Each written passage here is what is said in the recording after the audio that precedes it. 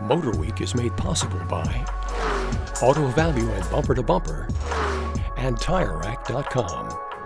With Hyundai expanding their fantastic lineup of IONIQ EVs, it's easy to forget about the Kona, which has been available in all-electric form since 2019.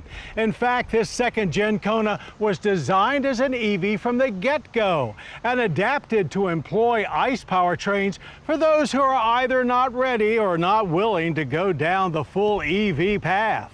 It's a great strategy, one we're about to dive further into.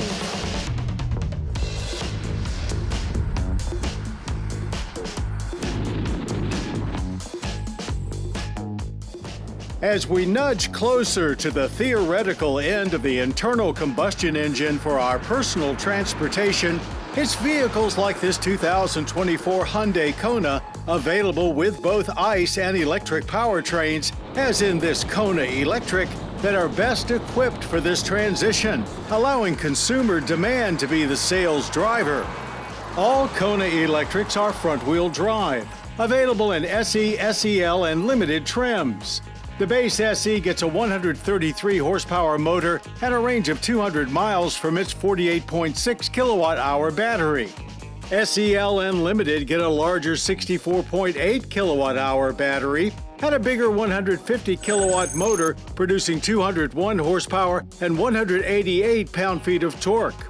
This Limited is rated for 261 miles, but based on our highway-heavy driving loop, we'd put the actual range closer to an impressive 290 miles. With DC fast charging, the Kona Electric can get to 80% in 43 minutes. And with the charge port mounted right up front, we like the convenience of being able to just pull right up to the charger without worrying about which side the port is on. Now, this is not the kind of EV that feels crazy fast wherever you go, but like most EVs, it clearly has an edge over gas-fueled competitors. And it was plenty quick at our test track, where despite a hesitation to deliver full power immediately off the line, 60 miles per hour arrived in just 7.1 seconds. Plenty quick for a commuter car and half a second quicker than its turbocharged ICE counterpart. Power did seem to taper off towards the end of the track, but we still managed to clear the quarter in a decent 15.6 seconds at 92 miles per hour. Stops from 60 were well controlled and consistent, averaging 110 feet with good initial bite and an acceptable amount of nosedive. Carrying its powertrain weight down low instead of over the front axle, the Kona EV felt even more stable in our handling course. The front end will start to slide as you reach its limits, but we'll chalk that up to the hard, eco-minded tires as much as the chassis. The steering feel tightens up quite nicely in sport mode. This second-generation Kona is much roomier inside than the first gen. And while there are some EV-oriented aspects to the new design, the overall layout appears fairly traditional, and it shares everything with the ICE version. Front seats are firm but supportive and covered in H-Tech simulated leather, helping Top Limited feel a tad more lavish than it should at its price point.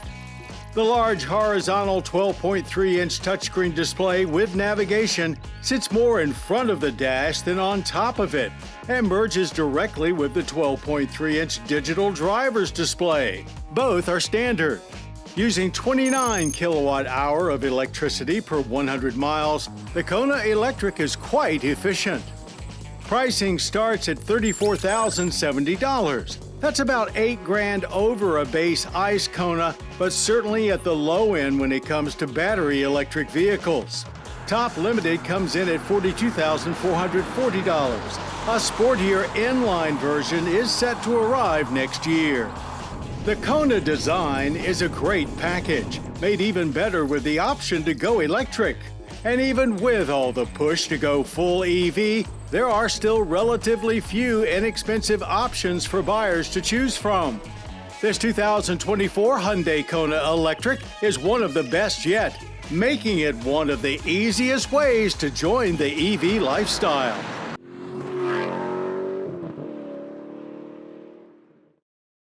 The MotorWeek app, which includes our latest reviews and feature stories, is now available for mobile devices.